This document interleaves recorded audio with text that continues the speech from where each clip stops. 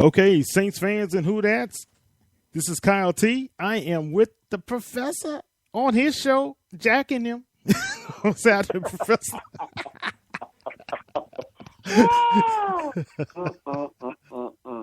Good evening, everybody. Welcome to another episode of Professor Speaks Meets Saints News Radio. Yes, we're doing a combined show. Since Saints News Radio allowed you guys to listen to the debate, and we decided that that was most important in sports. So Kyle and I are coming to you together tonight to talk some Saints football, to take your mind off the troubles of the world and everything else, and just have a little fun with you on this Friday, October the 21st, 2016. Class is in session. Get your tablets out, your desktop, whatever you use, your mobile devices, cell phones, pen and paper, and class is in session. Well, everybody, it's been a little while since I've spoken with you, but I have figured out, Kyle, that the winning formula for the New Orleans Saints is when I don't do a show. Yeah, Since I have been off the air, the Saints have been on a roll and have won 2 in a row. So we know what's going to happen on Sunday now. They're going to win on Sunday. They're going to win. It's because I do not believe that the reason why the Saints were losing was because of Professor Speaks. And in his absence, wherever my cohort, he's on vacation. No. He just called in. He's going to call back in. So Brendan's going to call in. He told me he was on vacation. I told him enjoy himself on vacation in Tennessee. Wow. Man, okay, well, I will have my son, Brendan Boylan, will be on with us in a few moments. Let's talk some Saints football, some NFL news, and a whole bunch of things that we got going on. Well, as you know, the Saints beat the San Diego Chargers 35-34 in a game in which the San Diego Chargers turned the ball over 3 consecutive possessions, and the Saints was able to convert 2 to touchdowns and were able to get the third one, the interception by Webb, to hold on to a 35-34 victory in San Diego. Then last week's thrilling game in the Superdome, in which the Saints defense and the Saints offense got off to a tremendous start at home, jumped out to a 21-0 lead, and held on with our young man, Mr. Will Lutz, coming through with a 52-yarder, and the Saints beat the Carolina Panthers with a 41-38 juggernaut thrilling game in the Superdome. I told you that boy would make something of himself. I really did. What'd you say, Kyle? I told you that boy would make something of himself. Yeah, you got to stick with a kicker. You have to stick with him. You have to give him time. Sean Payton usually doesn't, surprisingly, didn't run him out of town, although he did miss a 52 or 53-yarder in that game. Yeah, he did. You know, so you have to stick with somebody. Give the man young time. He will probably be an excellent kicker if you just stick with him. They're not going to make him all, but you need to stick with somebody. So I'm hoping that he will stick with Will and just allow him and don't do him like they did Garrett Hartley. So the Saints have won 2 in a row, and now they are traveling to the vaunted Arrowhead Stadium, in which I have been in that stadium. That stadium is something else. After the Superdome, that is one of the most intense places to play in terms of those fans, with all of that red and white, you know, all over the place. I like to term that red and white to be in honor of Kappa Alpha Psi, which is my fraternity, but they use it for the Kansas City Chiefs. And it is a sight to behold. I got to be honest with you. I was very impressed when I went into Arrowhead. So it's not going to be an easy task with the New Orleans Saints going to Kansas City, but it is a game that the New Orleans Saints can win, you know, because if you notice with all the Saints games, you know, their games go down to the wire. Very rarely do they get blown out at all. In fact, most of the NFL games, about 70 to 80% of them now, are determined by a touchdown or less. That's just where we are now with the NFL. So let's pass out some grades and let's talk some Saints football in terms of the units. And tonight's show is sponsored by Feather Me Pretty LLC. If you don't know about Feather Me Pretty LLC in New Orleans and out there, please go out there. My dear friend, my dear sister, Yvette Wilcox and Patrice Sereno. One of my classmates, one underneath me in the class afterward. They're family members, so go out there. So all the Saints fans, all the ladies, and go out there and patronize the apparel out there by going to Feather Me Pretty LLC and go check them out on Facebook bring up their page, and you can see all of the great apparel that Yvette, Patrice, and all of the ladies are selling there. I've asked to request Yvette, can you get some men's apparel so we can patronize you also, please? So I'll be seeing Yvette in a couple of weeks down in New Orleans. So I'll be talking to her about that. Also, Biz Cash Fast. If you need accounting services or financial services, the sister company is DCS Consulting Services. And if you're an entrepreneur or business ownership in which you need to expand your business and you need some consulting help to streamline your profits as well as capital to expand, check out Biz Cash Fast, LLC at www.bizcashfast.com. Okay? So don't forget also the New Orleans Media Arts Institute. My great friends and brothers, Kimmick Smothers, attorney at large, and Octave Anderson are running that incubator out of Southern University of New Orleans, right over there at Southern Campus on Press Drive in New Orleans. And they're doing great things to help young people, older people, anybody interested in doing music, entertainment, getting into business. And they're teaching you and educating you on the facts and how to survive in the entertainment world from A to Z. So don't forget to check out the New Orleans Media Arts Institute, located right there on the campus of Southern University of New Orleans, and go and ask for Kimmick or Octave. And those brothers will help you out, especially all of you young people, you millenniums, or anyone interested in getting into the movies, TV, music especially. Those brothers have been doing it for a very long time. I've worked with them before. When they had the music company, I was the CFO, so I can vouch for them, how talented, and they work with honesty and integrity. That's the thing I love about Kimmick and Octave, because if you go into entertainment, it is a very shady and dirty business. It is. Kimmick and Octave are brothers that will not try to rip you off, steal your money. They are going to tell you how it is and how it goes, and they're going to protect you. So go and check my brothers out. All right. Plus they're Ron Eagles.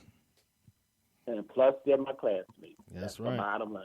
Yeah. Yep. Yvette, Octave, Kimmick, Kyle, and I, we're all from the class of 1984 McDonough 35 Senior High School. And go Ron Eagles with an undefeated record. I want to do a shout-out to my alumni, to my high school that is really doing it in football down there, and continue to roll, Iron Eagles. 7-0. Yeah, man. Don't forget to also check out another Ron Eagle, Calvin Mackey. If you need Calvin to come and speak, go out and check him out at Channel Zero and all the great things that Dr. Calvin Mackey is doing. So check him out. That's my other brother, and so go and check him out. Ron Eagle. And he's a Morehouse man. And that is a Morehouse man. That's right. And so go and check him out. So please, just want to give you, we like to give highlights to people that are close to Kyle and I. All right, let's talk some football for a minute, Kyle. Let's go to the New Orleans Saints, and like I normally do, and give out grades. And, we're going to be combining for 2 games for San Diego and Carolina Panthers. Okay. So I'm going to always start first at quarterback, Drew Brees. My grade for Drew over the 2 games. I didn't like his play. I did not like Drew's play in the San Diego game. One thing I think that the Saints have got improved, and Drew, and I think it's a more attribute to the wide receivers. When the Saints are going on the road, their offensive production seems to go down a lot. I don't blame it all on Drew. I blame a lot of it on, it looks like the wide receivers begin to play, tender, or they begin to play, with a lack of confidence in some ways. And you see the Saints offensive production go really, really down. They scored 35 in San Diego, but it was actually the defense that won that game, because the Saints was down 34-21. Mm-hmm. And the offense started hot, but then it really tailed off later in that game until those turnovers occurred late in the fourth quarter. Now, in the Panthers game, Drew lit them up. Drew lit them up. He lit them up. I mean, he looks like 2 different quarterbacks, and that's the area for Drew I would like to see improve. He's got to be Drew Brees, not just in the Superdome, but we need him to be Drew Brees on the road, outdoors, because the Saints' only hope right now, due to the condition and the injury bug that has riddled the defense, their only hope is with Drew Brees playing Hall of Fame every week. The reason why the Saints are even in these games is because of Drew Brees. Okay, and to be truthful, the Saints were this close, really this close to being 4-1, and that's because of Drew. So my overall grade for Drew Brees between the two games was I gave him an A minus because he did and was successful. Once they turned the ball over, he got the ultimate two drives that allowed the Saints to win. So I took him down from an A plus and A to A minus only because he struggled a little bit against San Diego. But overall, when it counted, he led the team to the two drives, made the key passes, and converted the turnovers into touchdowns. Drew is our Hall of Famer. As Drew goes, the Saints have a chance. Right. No Drew, Saints do not have a chance. So he is the Hall of Famer. And I think right now, I'm going to go out on the ledge.